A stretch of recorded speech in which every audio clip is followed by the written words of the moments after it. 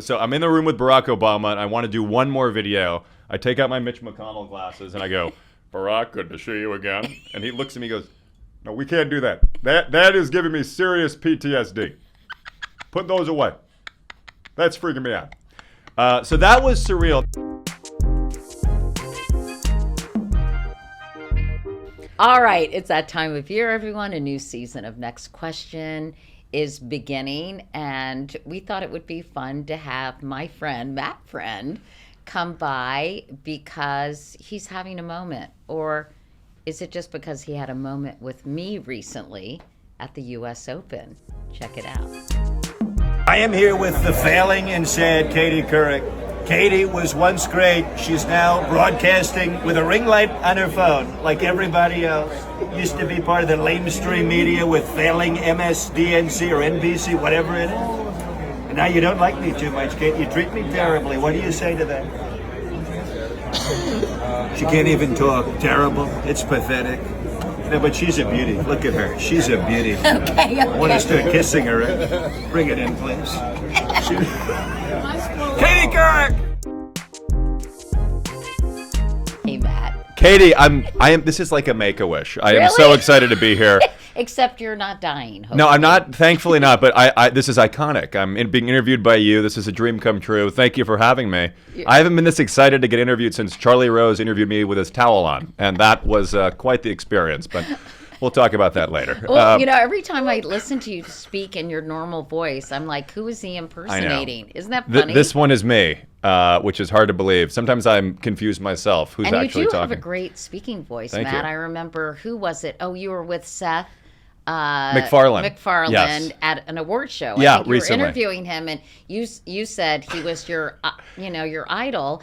And he said, why isn't it Peter Jennings with a voice like that? You do have an incredibly strong voice, and you could be a newscaster, don't you think? You saying this is outrageous to me. Really? For Katie Couric to look at me and say that I could be a newscaster. I mean, I do have resting broadcaster voice. Yeah, I'm not So sure. I'll be on a date and I'll be like, hi, we'll have the gazpacho right after commercial.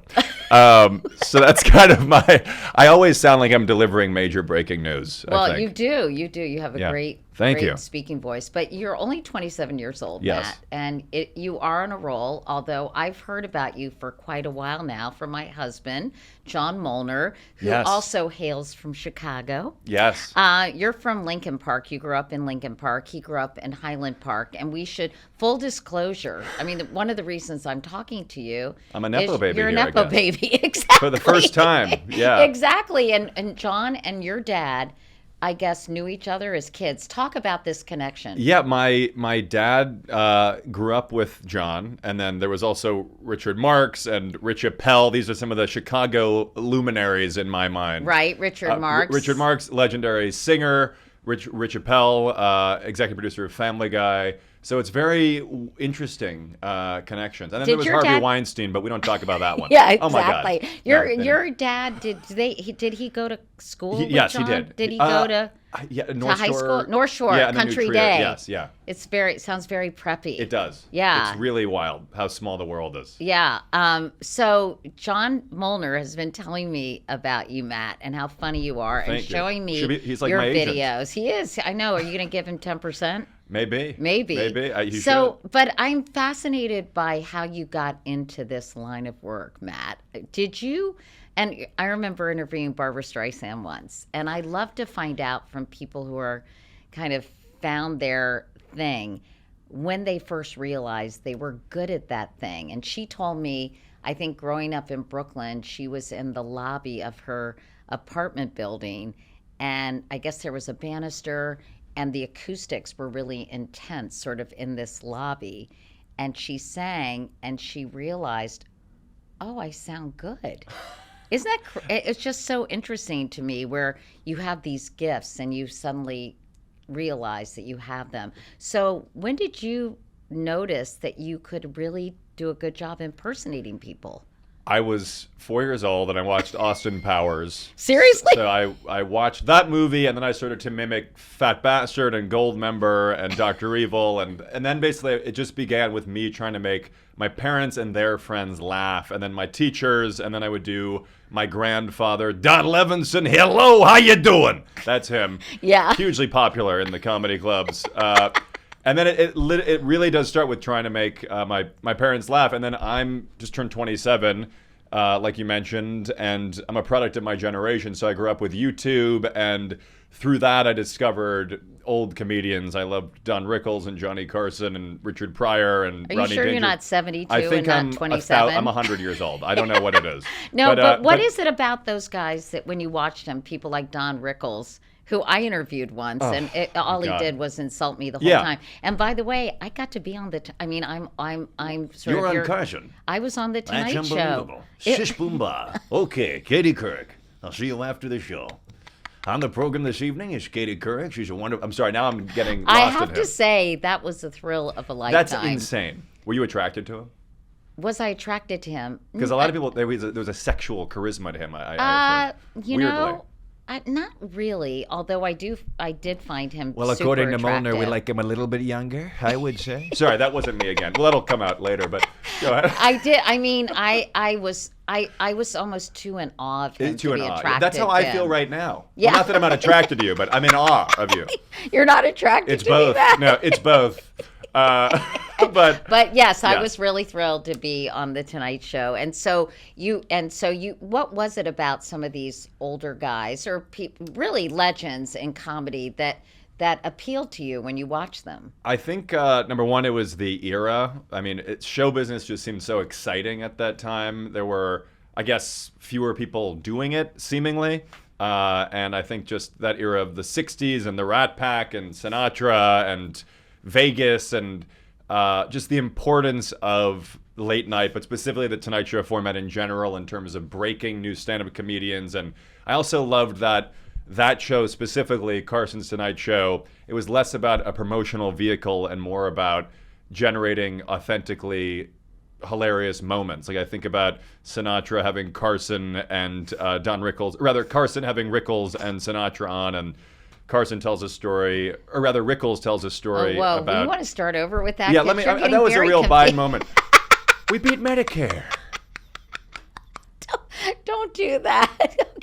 Okay. Sorry. No, all right, go ahead. Tell yeah, that story no. again and try to get Frank your people Sinatra straight. and Don Rickles are straight, unlike Lindsey Graham. But Frank Sinatra and Don Rickles were on Johnny Carson's Tonight Show, and Rickles tells a story of how he was younger at a restaurant. He asks Sinatra, who he saw at a restaurant, to impress the girl he was with.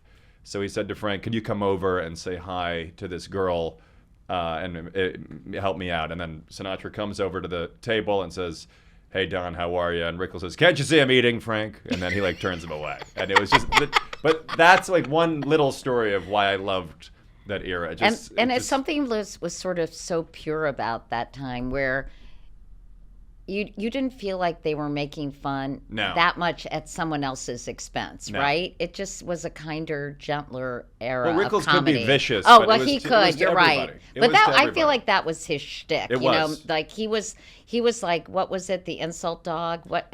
He was the merchant of venom, they call them. I yeah, think, too. but what was the name of the Triumph the Yeah, insult? he was like Triumph the Yes. insult dog before Triumph existed, Yes. right? Yes.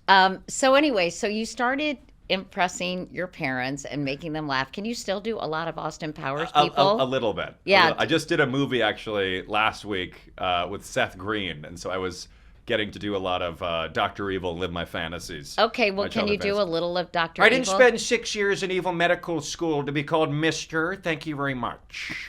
How I haven't about done it in a long Austin time. himself? Yeah, that's going to be tough. You can really? I got to figure it out. I know. You can't do Mike Myers as I Austin know. Powers? I need to keep. It's been like, so long. Like, since do I make you horny? Yeah, baby. I don't know. I got to figure. I need to. We'll circle back to it. One thing you might not know about me, Matt, is Yeah. I did have a cameo in Austin Powers Goldmember. I played a prison guard. I had a unibrow, and I had to stop Frau and Dr. Evil from making out in prison. And my big line, Matt. That was like me stopping you and Molnar from making out at the U.S. Open. Exactly. I mean, it was uncontrollable. But it's really hard for us to keep our hands off each other. That's no, insane. You want to know what my line was? What was the line? Well, first of all, they were like making out like crazy to that song, Evil Woman.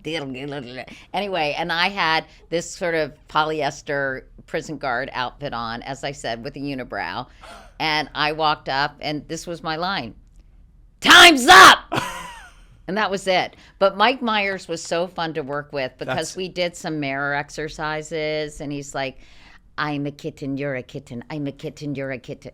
I don't know. He was in costume and character, like yeah, he that was. is Yes, crazy. he was so funny, and that was one of the highlights of my career, Matt. That is like just so much for insane. anchoring the CBS Evening News. Yes. But anyway, I can't believe you don't do Austin Powers anymore. I know. You're really this is Katie. She breaks the news. You know, I talk about this movie all the time. I haven't done that one in a long time. Okay, well that's okay. You're pretty good at Dr. I'm just too Evil. focused on working my. No, I'm not going to make that joke. Okay, good. Okay, okay. I have a filter. Go ahead. Okay, good.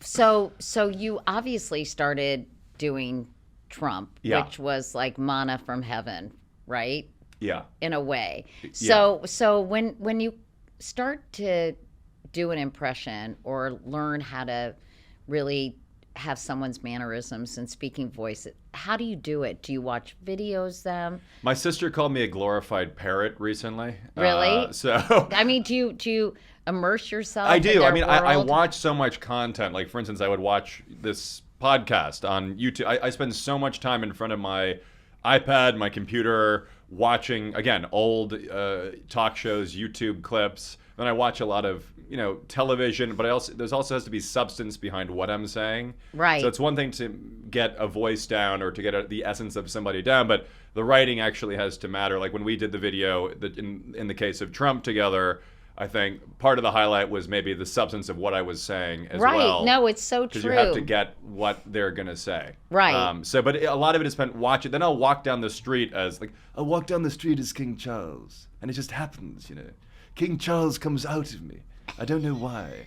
But I contort my body and I just look at the clouds and I think it's great to be the king. I don't know. It just comes out. It's weird. But you're right. I think you have to be smart and kind of not only impersonate the voice, but you have to truly get in character. Yes, you do. Right. Yeah. Which but is it's part of an the awareness. gift. In my case, because I love the political stuff, so it's also an awareness of exactly what is happening in our world and being able to be super tuned in, like Peter Jennings, and just tune into what people are talking about, and I also want to know who's relevant.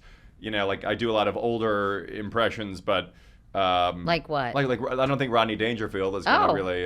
Howard Beale from the network. You've got to get mad. You've got to get mad. Sorry, that's weird. I love it. I want you to get up now. Yeah. And say, I'm mad as hell, and I'm not going to take it anymore. That's weird. But then I look at who's younger, like Timothee Chalamet, Austin Butler. Those are actors that people are talking about more. But also you get there sort of as you just did with Prince Charles. You do get kind of the way they move their bodies and contort themselves. For example, there are some physical ones. Like I do one impression to seduce women. This is how I get laid. And I'm going to warn you, Katie. I know which one you're going to do. Every woman it's making me hot already. Well, every woman in America I've found wants to have sex with this man. So I know. I do it to get laid. Wait. Is this... Well, this is the Kentucky Senator Mitch McConnell. Let me begin by stating what a privilege it is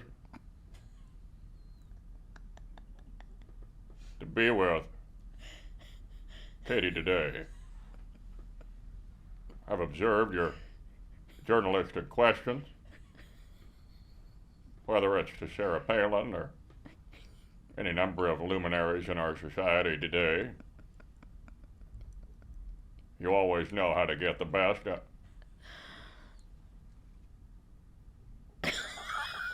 Oh, you're having that moment. Mitch, come back, Mitch. Sorry, I stopped functioning. But you're right. Did it work? But you're right. Yes. Whew, so I am so hot. There are physical ones. Yeah, and also I know when you do Timothee Chalamet, you kind of hold your like Rami Malek's another. He was just at the U.S. Open. Yeah. Rami Malek, Bohemian Rhapsody, won the Oscar. Right. He's always squeezing in his face, Katie is such a delight.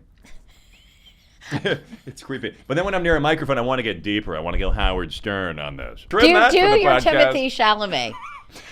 Timothy, well, it's such an honor to be here with Katie Couric. She's one of the greats of our time, and you're making me laugh. Yeah, I don't know. I'm nervous because you have a young staff here who really knows what he sounds like. Well, that's all right. I know what he sounds like. Austin Butler's in a new movie. Yeah, tell me about it. Well, we had an interesting moment on the carpet of the Golden Globes because he still sounds like Elvis. He's from Anaheim. And he talks like this. It was such an honor to be playing the role of Elvis in Baz Luhrmann's Elvis Presley. Katie Couric is a great legend of journalism, and I love her so. I'm like, dude, you are from California. But he's still got the Elvis thing going. Yeah, it's crazy. So let's talk about Donald Trump because Sure. I think right now. What do you want to talk about, Katie? She's a beauty, right? I like when you go. She is one of the great beauties. I will tell you, she looks fantastic. Go ahead, ask the question. Well, go ahead. I mean, tell me about What do you want to talk about? like his like the way he speaks, the way Well- his mannerisms, the kind of expressions he Yes. uses, the way he pauses, the way he kind of, I'll tell you. Tell me all about So it. there's I say this in my stand-up, but if you want to sound like him, to accurately do a Trump impression, you just have to mispronounce big words whenever you're talking. So I was imagining Trump summarizing the plot of Harry Potter. And he would just be, There was a boy wizard named Harry Potter, befriended these lefty loons, Rune and Hermione. They were pigs. Went to this school, Hogwarts, terrible. The headmaster, Albus Dumbledore, probably gay, okay? and that's him doing that. And then he proved my thesis because he called Hamas hummus, which was interesting. And I just wanted him to keep naming random foods like, Hummus needs to be destroyed. The leader of Hummus, Baba Ganoush, is a nasty guy. It's the worst invasion since tikka masala in the 90s. Tikka masala is also the name of J.D. Vance's wife's sister, Usha. Tikka masala Vance. We love the Indians. Great people, right? so the thing about Trump is I use him I like when you go. Well, I use him to say things I can't say as myself because any other person would be, their career would end. Right. But so like whenever you you're can be politically incorrect. But this is a good thing for your audience. So whenever you're frustrated or in a situation where you can't find a way to release your anger, say it is Trump, and you might even win a third term. Like I was on a plane last week, very upset with my seat because, Well, I was sitting next to a fat pig of a woman. Honestly, she was terrible. She looked like a combination of Chris Christie and Rosie O'Donnell, but I didn't say it. Trump said it, so it's completely fine. Now, again, it's not me saying it. You know, that's the other thing. I go on Fox News, I go on Katie Couric, I go on MSNBC, and I remind everybody, I'm just repeating exactly what he has said. So people are like, are you making fun of him? How could you say that? Well, the president said it. So I'm using his own words. But he had never said that. Well, he said some Did crazy he say shit. Rosie O'Donnell and Chris Christie had a baby? Not exactly like that. That's me merging terminology or merging his words. But he said a lot of words for both of those two people. And now, I know that you've never met Donald J. Trump. I have not. And would you like to meet him? And if so, would you do your impersonation for him?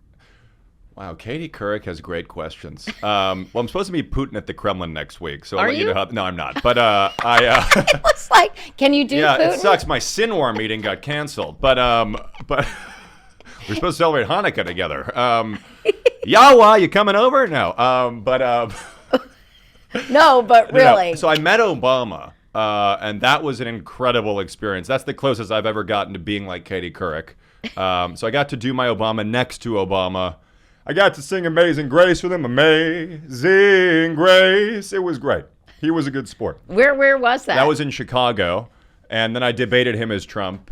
And that was just, it was incredible. Wait, what was that in an event? Or? So it was ahead of the DNC, and his team reached out. I think they were trying to get out the vote thing. And then they reached out to me and I think a couple other people. And then I got to go at a hotel. We met at a hotel in Chicago.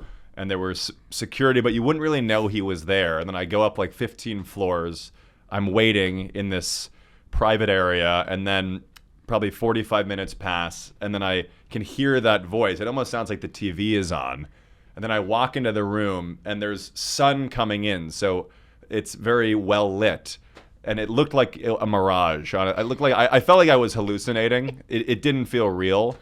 And then Obama's just standing there, and his assistant is off to the side. He goes, "Matt, how are you? What are we going to do today? Thank you. Get in here." And then he goes, "Michelle and I are watching some of your videos. It's very funny." And I'm like freaking out. Like it was crazy. And then I go, "Well, I want to do you next to you." So the camera starts to roll, and I go, "Hey, everybody, this is Barack Obama, and I am here with..." Then he looks and goes, "Actually, I'm Barack Obama." And then I basically did 3 of his biggest moments right next to him, and I go, "Tonight, more than 200 years after a former colony won the right to determine its own destiny, the task of perfecting our union moves..." I memorized his entire 2012 acceptance speech. Wow. And then I did him saying, "That's what I do," when he made a 3-point shot. And then I sang Amazing Grace. And it was just like surreal. And then we debated as Trump and Obama. And I said, "I have a much better golf game than you, actually, Barack. I do." And he said, "Well, how about those crowd sizes? Take a look at those." And then the video ended. Oh, that's so And then funny. I tried to do Mitch McConnell. And he actually looked at me. So I'm in the room with Barack Obama. And I want to do one more video. I take out my Mitch McConnell glasses. And I go, "Barack, good to see you again." And he looks at me and goes, "No, we can't do that. That is giving me serious PTSD. Put those away. That's freaking me out." So that was surreal. Now, meeting Trump, I have not met him. What do you think you'd say? I think well, that's the thing. If I met Trump, I would want to do exactly what I did with Obama, which is I would want to do what he does. And I'm not sure he could necessarily handle it. Because, again, I would say to him, You look a little bit like a fat pig. I would say you're a little overweight. You're a little heavy set. The makeup is drifting off. We call you just weak. You're a weak guy. You're tired. You Honestly, might ask you're him about the bruise on his hand. the bruise. It's bruising. It's terrible. but I don't know. Like I don't know. I don't know if he could handle it comedically. And Maybe if you didn't call him fat, maybe if you could But focus on something else. But what would he do? See, I get into the mind of the person. You think he wouldn't do that? Oh no, he would. That's what do I'm that. saying. I Right. like to do justice to the character. So I hear you. All I'm doing, as I remind audiences, I'm just repeating stuff that he would say. But obviously, it would be tough to envision myself actually calling him fat next to him. But if given the opportunity to meet him, it'd be an interesting question, because look what happened to Jimmy Fallon. Not too pretty with the hair tussling thing, because Yeah. we're in a very divided society, and I've been kind of trying to thread the needle a little bit, because Well, if you yeah. go into the lion's den like that, then it's a different level. I don't know if there's an offer. I guess we'll, as he would say, we'll take a look at it. We'll take a look at it. How about Joe Biden? I know that he's I probably. did meet him. But is he more difficult? Neither to of us remember it, impersonate? but I did meet him. And, What's it like impersonating him? well, You have to change sort of the volume of your voice, right? Yeah. Because sometimes he'll say something really loud, and then he'll whisper. kind of lean in like, "It's no joke. We beat Medicare. Come on." I was doing a bit on Biden. He was more difficult to do. I think that's why he was less comedically tapped into by people. But I did a bit on Biden that I was always amazed that he was eating children's desserts at such serious moments. Like, he was always eating ice cream. And toward the end of his campaign, a reporter goes, "President Biden, when will there be a ceasefire?" And he was holding a dripping scoop of ice cream. Then he took a bite out of the cone, but the ice cream fell on the floor. So he just took a bite out of the air. So he was like, "Ceasefire Monday." Ice cream's on the floor. And I'm thinking, there's never been a time in American history where an elected official has eaten a children's dessert like this at such a serious moment. Like, imagine Bill Clinton, height of the Lewinsky scandal, just mouth fucking a popsicle the whole time. Just, "I did not have sexual relations." That would be bizarre. This is suddenly rated X. I'm sorry. Well, I am a comedian. I apologize. That's I'm sorry. okay. I don't want your audience to say, "I like him when he's cleaner." No, Sorry. they're fine. I love you guys. They're I'm used honored to be it. here. Yeah.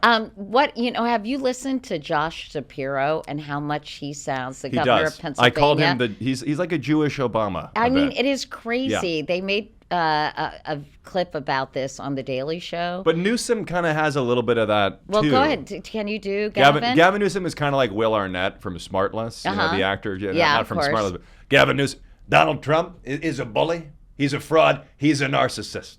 Yeah, but Will's over here. You know. But Will is super Will's raspy. I way don't think raspier. Gavin is quite as You don't think raspy he as is? Will. Interesting. I don't think so. I just like when Gavin's wife speaks Spanish. I find it funny. Really? It's a very white woman. Hola todos. Hola, yo soy Jennifer Schieber Newsom. I'm like, I love that she has like sort of an accent to it. It's incredible. But he's a good-looking guy. Yeah, Gavin Newsom. Yeah, he's got Dilf, that. 2028. He's got that Pat Riley hair. He does. Right? He's slick. Yeah. Yeah. And I guess that's part of the criticism of him. But I have a think question for you, Katie, really Yes, quick. I'm sorry. Yes, of course. I've wanted to ask you this for a long time. What is internet? Ha ha ha ha. This was 1994. What is it exactly? What It's the is World it? Wide Web. We should do an updated version of this. Katie, what is OnlyFans? What is it?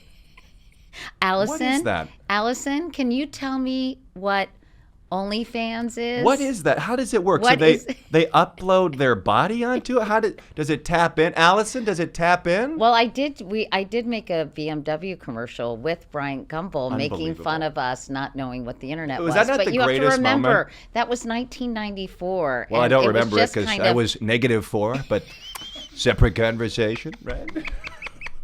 Let's talk about some of the other people that you've done because I know you. Yes, please. You're good at Bill Maher, Oh, and you thank did you. something with him. I did. Wait, and I love how Right. you kind of do the. Oh, yeah, a lip smack, right? Yeah. And finally, new rule: if you're gonna do a podcast, make it Katie Couric. Okay. Oh, I used to have the biggest crush on you. I still do. I feel like he would say that, wouldn't he? I feel like he would like you. Yeah. I don't know. Oh, I you don't don't know. think so? You don't? Here's what's wrong about the modern left. They're not the modern right. And here's what's wrong about the modern right. They're not the modern left. Okay? That's What did real he- time. What did he think of your impersonation? Because you did it next to him. I Yeah, he remember. always. I don't hear it. I don't hear it. You got to work on it. Is that what he said? Little too flamboyant. Okay. But you are on Howard Stern a lot. Yeah, right? Howard's been great to me. And He so likes Howard gets a kick out He of does. you, right? He does. And so I know you did it earlier, but give me a little more Howard. Well, let me ask you this. I mean, Katie's a beautiful woman, right? You're a beauty. Would you say you're top 3 sexiest news anchors of all time? Because Robin and I are attracted to you. Robin, you like Katie? She likes you. But I do like the 80s, 90s Howard. He's a little dirtier than he is now, you know. Yeah. like- Go ahead, yeah, give yeah. it to us. Give it to you. Oh, Jesus. Okay. Hey-o. So, Katie, let me ask you this. Sarah Palin, you interviewed her. Have you heard about this? I'm trying to think of a good Howard question. Now I'm at a loss for words. Oh. But we did Howard. We did it. And we'll cut Howard that Stern out. is just Howard Stern is just Alan Alda from MASH, but a little bit deeper. Like Alan Alda is up here, but Howard is right down here. Right. Alan Alda, Howard Stern. Right. Are you a good Yeah. musician? I'm just curious because people, I think, who have this kind of ear. I do like often are music, good- yeah, I Do you do. play any instruments? But I sing a little bit. Yeah, Do I you? duetted with Michael Bublé. I did him Oh yeah, as do him. Michael Bublé. And I did Luke Bryan as Luke Bryan Oh, with that's him. funny. So do Michael Bublé because you can probably sing like him. And Well, I love Michael Bublé. Luke Bryan and Bublé are my 2 favorite singing ones. So Okay. So Luke Bryan I met, and he said, Matt, if you want to do me, you got to do one thing. You got to mix Gomer Pyle and Elvis, and you got to blend them together real tight. Then you get Country Girl, shake it for me now, shake it for me. So thank you so much, Luke. Big Kermit the Frog vibe out of this guy. Yeah, come on now. Ron DeSantis, 28. And we always try to forget that he brought Ron DeSantis on stage. Oh. The free state of Florida. Welcome to the free state of Florida. Sorry, forced smile there. And then Bublé. You have to wear the white boots when you do Ron DeSantis. Oh, God, yeah, the white snake boots? The rain boots. Oh God, it's not a good look. Do you remember that? I remember it. Yeah. That was, All right, and do then Michael Bublé. Well, let me see. Hello, friends. I'm Michael Bublé. I'm here with Katie Couric. Out of the tree of life, I just picked me a Couric, baby. Birds flying high, you know how Katie feels. Sorry, that was a little mini one. Wasn't terrible, was it? No, it was good. Not great. Could have been No, better. I liked Thank you. it. I liked you. it. I think I sang with him. Oh God. No. This is the problem with doing Katie's podcast. No. Like she was at Austin Powers. No. She sang with Bublé. This is out of control. Okay, no. So David Foster really discovered Michael Bublé. Yep.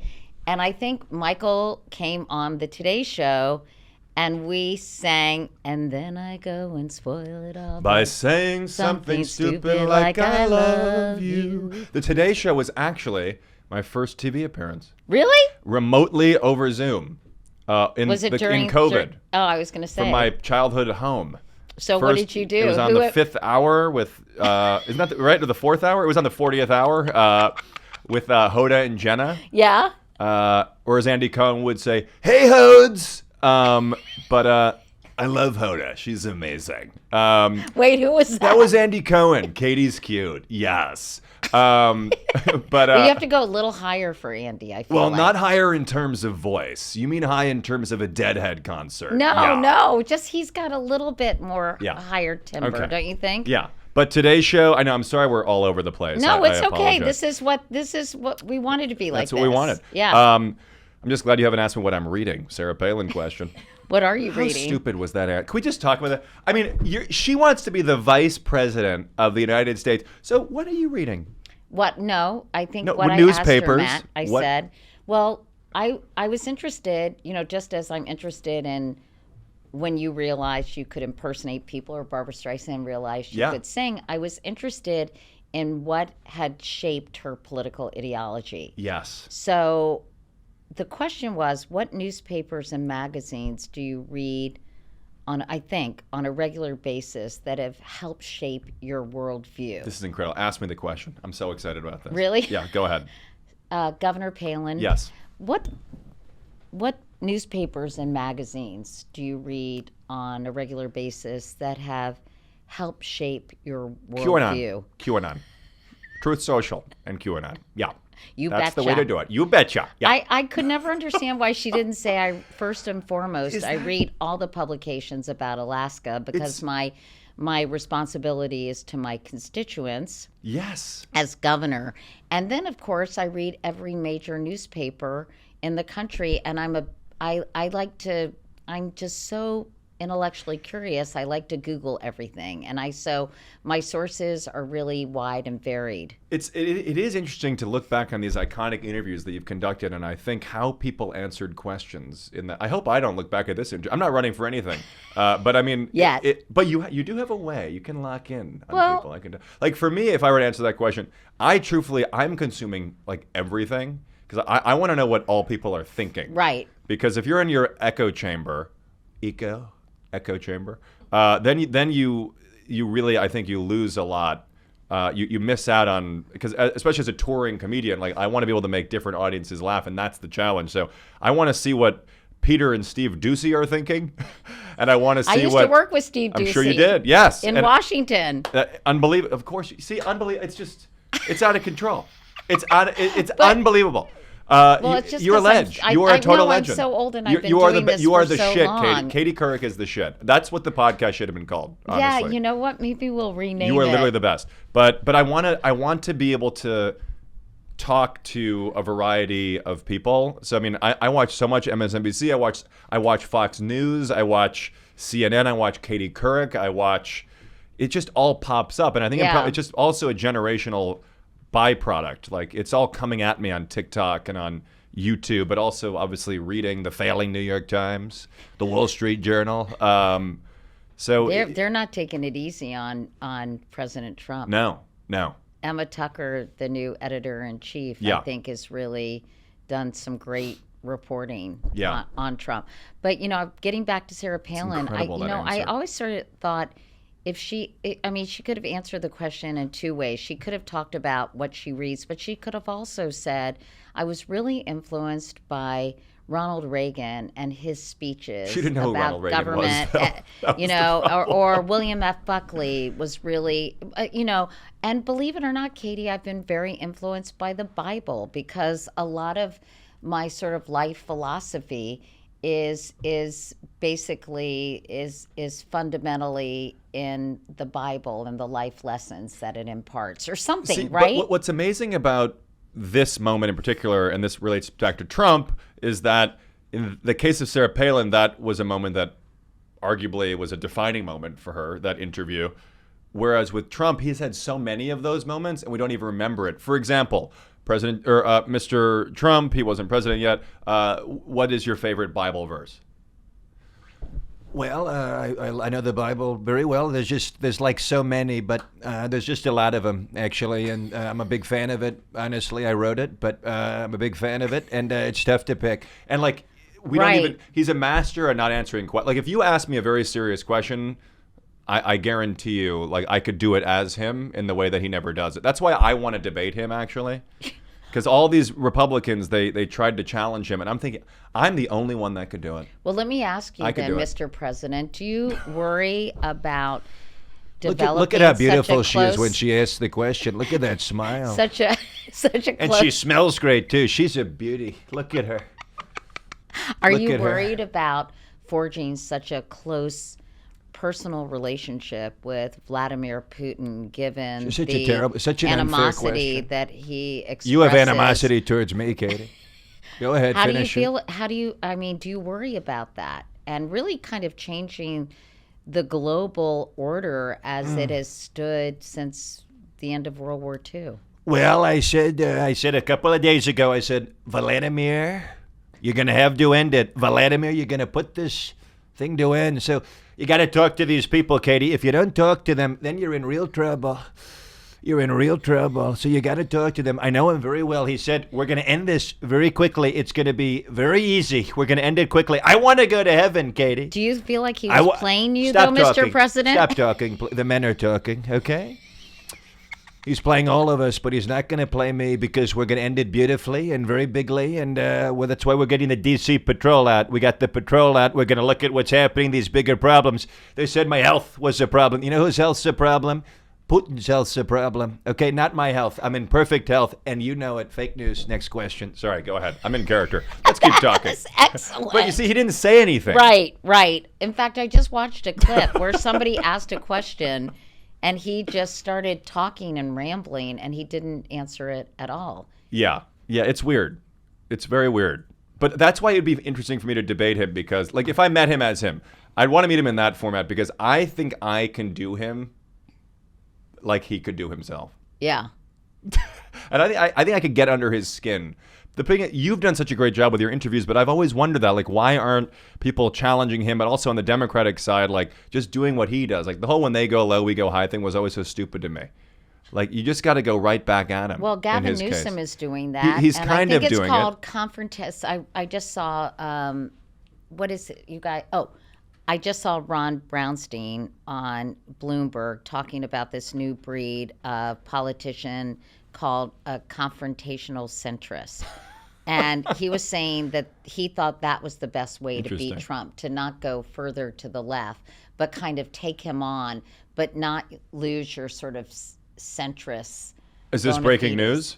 No, but Yeah, I would say 8 years ago they should have done that. Yeah. But that's why I would have loved to have seen an Obama-Trump matchup because I feel like he had that it quality to kind of go right back in a really cool, non-forced, non-cringy way. Not to kind of go too deep into politics, but I'm curious why you believe, you were talking about Donald Trump not being able to come up with a Bible passage or doing things that would have really destroyed any other candidate or any other president, really.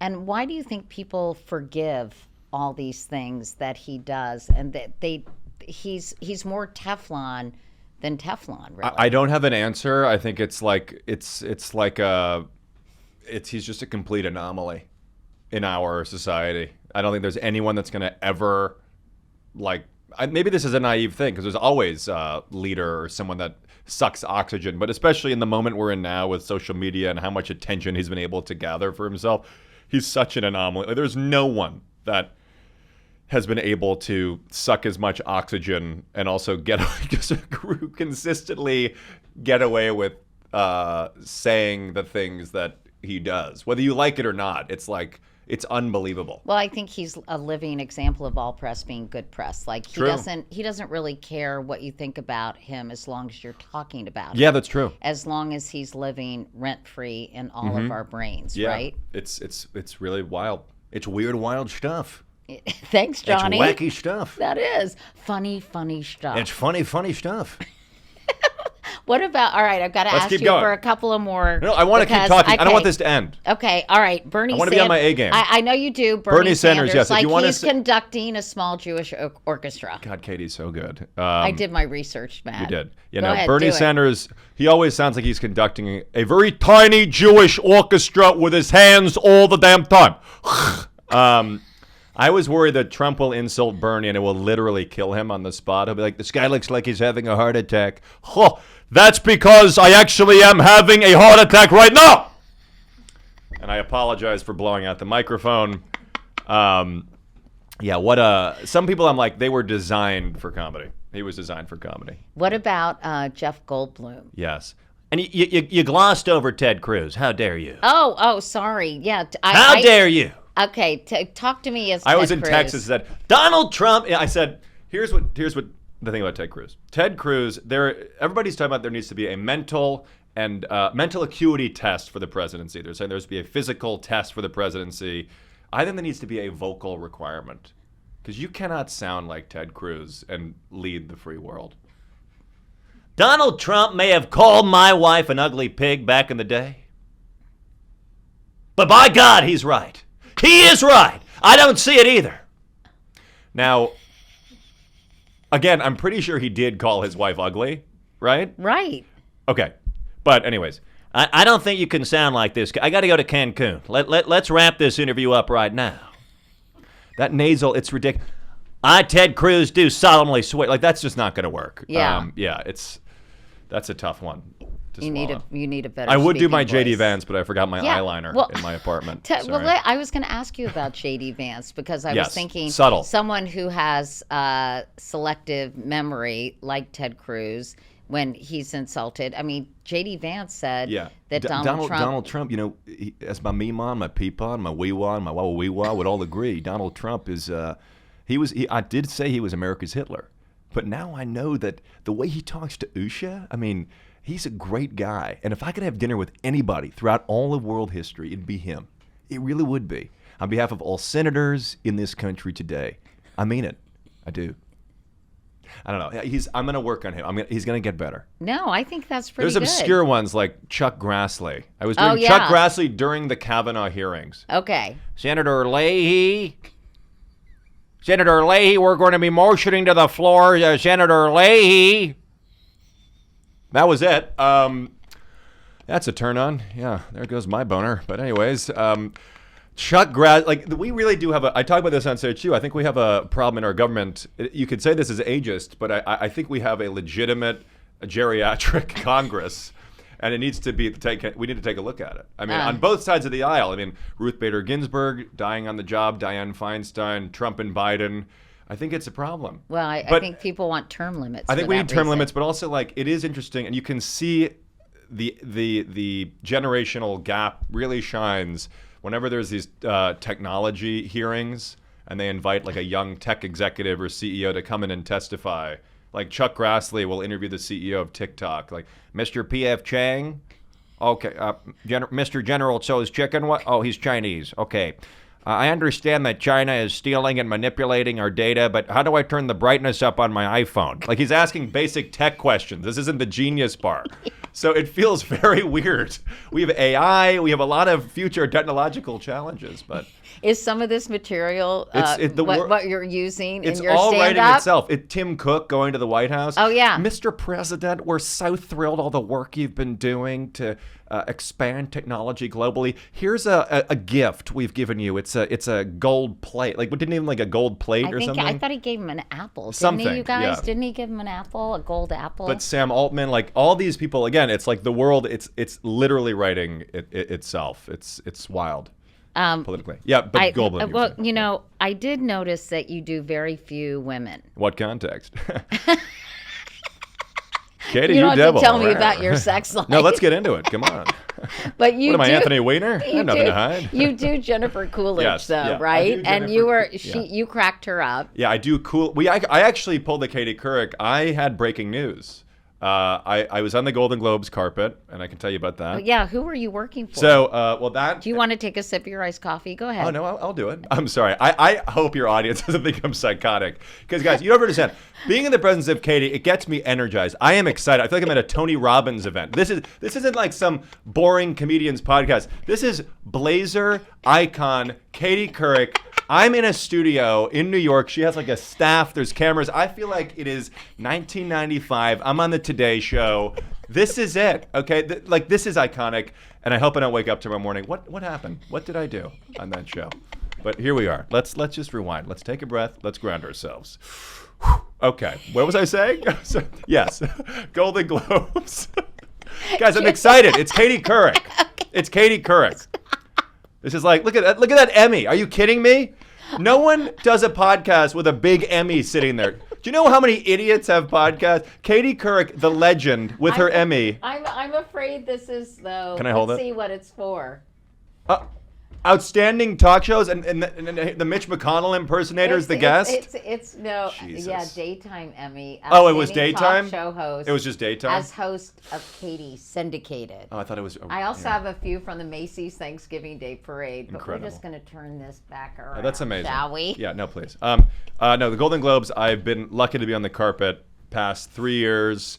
For who? For Dick Clark and for the Golden Globes. Fun, yeah. And my friend Jeremy Lowe, who works at the company, he's been a huge advocate for me, and he's put me on the carpet. And I've just got to do my thing. It's kind of what vintage SNL was like, where you can do the person next to the person. Oh, by the way, I was going to ask you, I'm surprised that nobody has called you, although I think the guy who does Trump on SNL is excellent. What's his name? I was always a Barbara Walters fan. More of a Barbara than a Katie. You like how that felt, Katie? Did you like how that felt? I'm going to call up Savannah. Let's end this. Going over to the Today Show. No, I just don't want to put him down because I think he does a good job, No, he's good. too. Yeah, he's good. No, for What's sure. his name again? I'm going to be like Trump. We don't talk about that. Okay. No, James. Very good. Very talented. Talented. Austin Johnson. Very talented. Very talented. He has 3 names. Yes, 3 names. Yes. 3 terms, 3 names. Would you like to do that on SNL? I mean, it was always my dream as a kid, but now, again, you're proof of the changing world. And, look at what Katie Couric is doing. You create your own show, your own format. I'm just a product of my generation where I always wanted to do it, but it's such a different world now. And to have the opportunities that I have created and been I'm not given... buying it, Matt. I'm not buying it. No, If genuine... Lorne Michaels called you and was like, yo, Matt. Yeah. Matt, Yeah, I mean... I want you to audition for SNL. I'm sure you'd be like, oh, my God. I mean, I think it's a different world, to be honest. I really do. Really? I really do. You wouldn't want to be on SNL? I think it'd be interesting. I mean, I'm not going to be chasing it at this point. Uh-huh. But I think it'd be a really fun experience. I mean, especially given the history of it and also the nature of my skill set and what I do. But I got to be focused on what I can control. Do you think other than impersonating, I know you did some stuff with Second City, right? Yeah, I interned there. Yeah. Did you have any desire to kind of pursue acting more? I'm doing it. Yeah. I'm starting because you got to start somewhere. So I've just been building, and 27 now, and I've created this platform for myself, and now I'm creating content. I'm doing carpet interviews. I'm doing voiceover. Just did my first movie last week. Yeah, what movie was it? Can you tell us? It's called Grace Period. Uh-huh. It's a rom-com starring Ashley Greene and Seth Green. Oh, that's right. You said Seth Green. Yeah. And what do you play in I play it? this younger sous chef to Seth Green, who is a chef who falls in love with this woman played by Ashley Greene, who is going through the egg freezing process. And then she meets the right guy at the right time, and I'm like the younger roommate who has a lot of sex and has a lot of jokes. Sounds like a good part. It's great. But it was really surreal and fun experience, and I'm very focused on my stand-up now. Yeah. And doing my first hour. But to answer the SNL question, obviously that would be a really cool dream come true, but I got to be focused on what I can control. Yeah, and you're right. You can go directly to an audience Yeah. and kind of do your thing without somebody kind Yeah. of giving you permission Yeah. to do that, right? Yes. So we were talking about Jennifer Coolidge. Yes, on the So, Globes. Yeah, so I've gotten to do my impression next to the actual person on the Globes, and so I did Coolidge next to Coolidge, and the news broke because people didn't realize that she had a regular sounding voice, because she's always like, "Oh God, oh Katie Couric's the best, fuck, oh God," and I did Jennifer Coolidge after sipping on a cold drink, so I just go, "Ah," that's it. That was the entire. And then I did Goldblum next to Goldblum. Okay, do Very good, Goldblum. of course, Katie Couric, wonderful journalist, iconic, very beautiful. Yes, of course. I have a wife, Emily. Emily Goldblum, Olympic contortionist. As Sandy Meisner, my acting teacher, said, if ever given the platform to appear on Katie Couric, tell her she's fantastic, she's wonderful. There may be trouble ahead. He speaks in jazz and orgasm, Jeff Goldblum. I do have a mild sexual experience whenever I do go. Something about him. He's the greatest. I've been lucky to do him on Family Guy and on The Simpsons and in a Marvel show, and I'm just glad he hasn't sued me. And then I did Paul Giamatti next to Paul Giamatti. That's That was very fun too, Katie. Very fun indeed.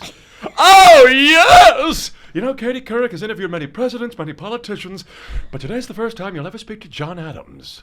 Very good. That Is was there really anybody that you've tried to do and you just like, oh shit, I can't do this, I give up? Probably former Secretary of Energy Jennifer Granholm. I'm sorry. I just wanted to get a laugh. You're gonna get the FCC calling me, Matt. Katie, there is no FCC. It's a podcast, okay? Welcome to the new world. You can do whatever you want. You can say whatever you want. You can grab by the microphone, do anything, because when you're a star, Katie, you can do it. But FCC, what? Isn't this airing on Truth Social? What are you talking about? Katie's huge in the alt-right community now, but sorry. I hope your fans don't say he talked too much. He was out of No, line. not at all. I'm having fun. I love it. You're killing me. But where were we? I don't know. We were talking about Giamatti. Yeah. So Golden Globes was Paul Giamatti, the cast of Succession. Oh, really? Can you do Brian? Fuck off. Fuck off. I do Tom Wamsgams from Oh Succession. yeah, He please, said- because he's British, which Yes, is he so is. interesting. He says, "Hey, Tom. buddy, buckle up, fucklehead." Oh, hey, Shiv. You know I have a dick the size of a red sequoia and I fuck like a bullet train. That's a quote from Succession. I apologize. Again, I'm quoting the show. But the Globes has been a huge platform for me, and it's been like the highlight of my career. I've loved it. It's been surreal. Well, I am so happy for your success, and it's. We're not done. Don't Oh, wind you wanna this up. talk I want to more? get grilled. Okay, what else do you want to talk about? I want to be grilled by Katie Couric. I mean, but there's nothing to grill you about because you're so nice and so cute and funny. Katie, and you I talked devil. about your tour. Yeah, I you did. talked about you mentioned President Obama. I've kind of covered did. all my questions. Okay, one last thing. Yeah. I just want one grill. Go ahead. Really? Like, imagine I just announced that I'm running for president. Let's go. Come on. Let's say Matt Friend announces it's 2030 something. 2032. I announce I'm running for president. 2036. What does Katie Couric? She wants to get me. What does Katie Couric say? Go ahead. Top of your head. I'm ready. Let's see how I respond. Obviously, income inequality is a huge problem in this country. Most people don't have $400 to spend in an emergency. Now CEOs are making so much more than their average worker. It's really gotten out of control, and I feel in many ways it's made this country ripe for revolution. How would you solve income inequality in this country and create opportunities for people who are in the lower rungs socioeconomically? Well, Katie, I'm really glad you asked that question, because if anyone is in a position to talk about income inequality, it's a person who looks like they had a very expensive bar mitzvah party. I look like if pickleball was a person, Katie. I look like the whole cast of Succession in one person. So me, the kid from Lincoln Park, is in a position to talk about income inequality. Katie, I think it's a real problem that we're facing today, and I think that we have to look at this issue as a whole holistically, on the left and on the right. We have to come together because, Katie, it's just not right. It's just not right. And before we wrap up this question, I'd like to say,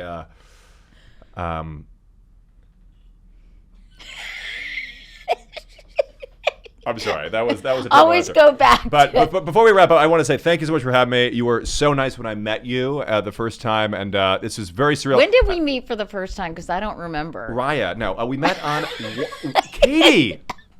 No, we met at I think we met at no. I'm trying to think about this. Let me just remember this. I know you have to go, but No, I don't have to go. yeah. I have to go. What do you have to be on live television? I've got to go to There the is no live. It's I've over. got to go to the U.S. Open, No, Matt. you don't. We know who's gonna We've win. come full circle. We know who's gonna win.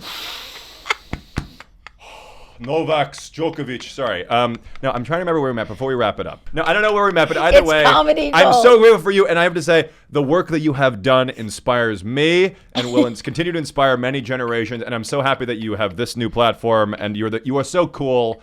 And what's amazing about you is you define an era with It's your long gone. No.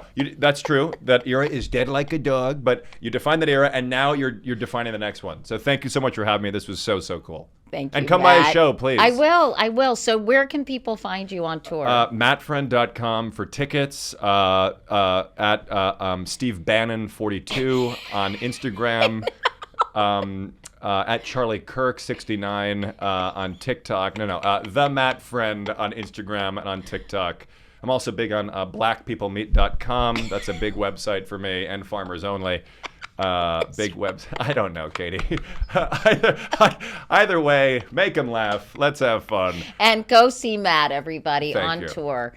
What cities are you? We have a big show in Boston coming up at the Wilbur Theater, and then I have a weekend in Fort Worth, Texas. I was like you were going to say I have a weekend at Bernie's.